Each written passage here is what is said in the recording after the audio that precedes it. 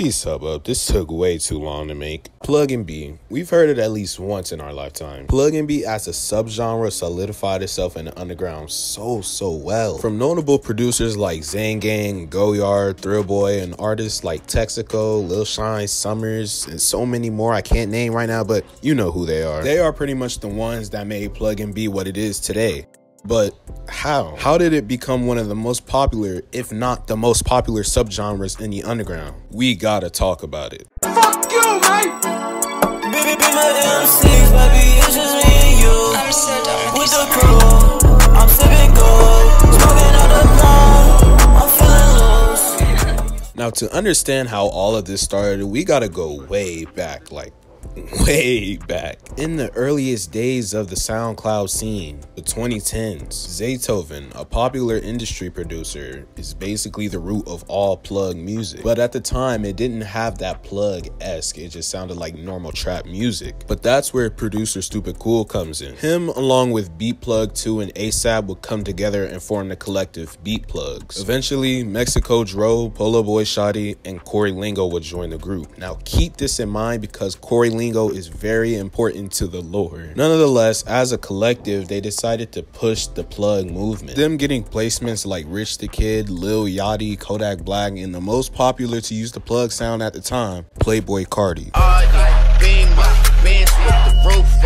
Broke Boy, a song by Cardi, was produced by Mexico Dro. It instantly blew up and it put the Plugg scene on the map. Fast forward, the Plugg sound eventually evolved to sound more melodic, and rappers like Slime Cito, Tony Chanel, and more started hopping on the wave. Plugg beats eventually got so big that it started to influence more and more rappers and producers, specifically Surreal Chapo, aka Xangang.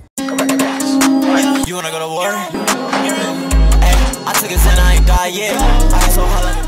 It's pretty much safe to say that Xangang is a very notable producer in the underground. The nigga walked so Goyard and 30 Nick could run. Xangang was also influenced by Zaytoven and started making Zaytoven as well as Cardi type beats around 2016. He was also heavily inspired by Chief Keef's Glow Gang, which is how he got his name. Him and his brother Rob Surreal will start to form a name for themselves around 2016, 2017. And like I said earlier, Xangang was influenced by the Beat Pluggs collective and wanted to put his own spin on the Plugg sound. Now this is where it gets confusing. There's a lot of speculation as to who made or created Pluggnb, and some may give the credit to Summrs, which I mean, they're not wrong, but he kind of pioneered Pluggnb, not created it. And remember when I said how Corey Lingo is very important to the lore? I feel like Corey Lingo should be credited as the creator of Pluggnb, and here's why. Corey Lingo was already a singer along with being a producer in the Beat Pluggs. If we're talking instrumental, then Corey takes it as the creator of Pluggnb. First Pluggnb instrumental was used by Uno the Activist song New Money, and he still uses that normal Plugg flow, but in the melody and the instrumental has a lot of Pluggnb elements. Also, Xangang, who many people credit as the creator of Pluggnb, actually gives credit to Corey Lingo. But the first Pluggnb song can definitely be credited to Summrs, Pack Runner,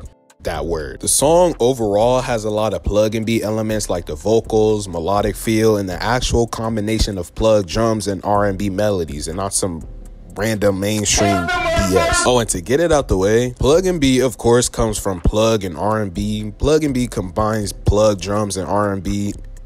If that wasn't already stressed enough, this, and definitely not fucking this is not Pluggnb. That real Goyard 30 Nick Nintendo video game samples with that real trap element drums, oh my god. Pluggnb was big though, and many rappers have spawned / peaked from the wave like Autumn, Lil Shine, Rewind Raps, and Benji Cole, making his own subgenre from a subgenre. Like, that is crazy. But it didn't last. You was always on my mind. You was one of a kind. Just wanted to make you mine. Running out of shit to say. Yeah, we had some nice Pluggnb albums like Autumn's Retribution series, Revived by Summrs, literally crack as an album. But the wave was dying. Now, I know a lot of people say that it's still dying nowadays, but they're just wrong.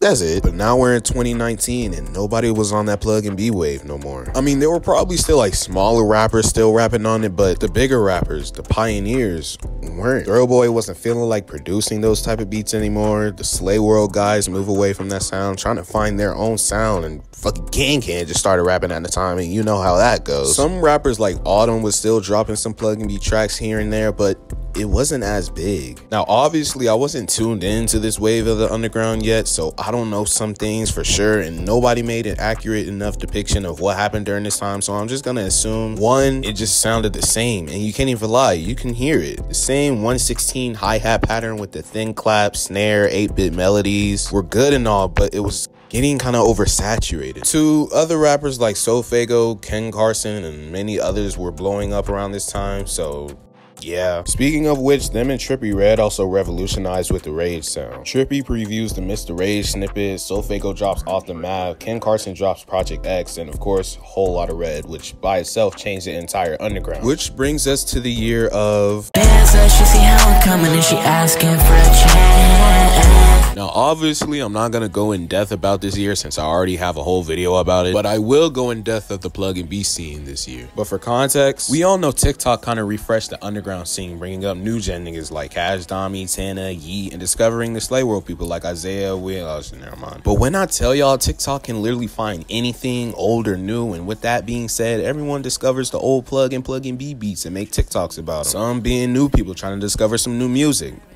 Actually, most of them. And some trying to go back to that nostalgic 2018 Pluggnb sound. So you could kind of say that TikTok brung back Pluggnb. And with newer producers like 30 Nick and Telxree, who's actually Goyard's brother, they come in with that new polished Pluggnb sound. People discovering rewind raps, Texaco, Lil Shine, especially him after finally hitting puberty, along with Summrs dropping What We Have and NMNL performing pretty well. The sound was officially revived. Going into late 21 with the Rage beats finally dying, because I don't know what Lil Nar was cooking. Pluggnb was at a good spot, and it would get even better. Now, me personally, I don't think Pluggnb is dead or dying for that matter. Like, it's still only getting bigger, like newer rappers on a come up keeping that sound alive. However, I feel like soon enough, the genre will like plateau. And if you don't know what that means, it won't fall off or go up. Just stay at the same spot, like 2 ops.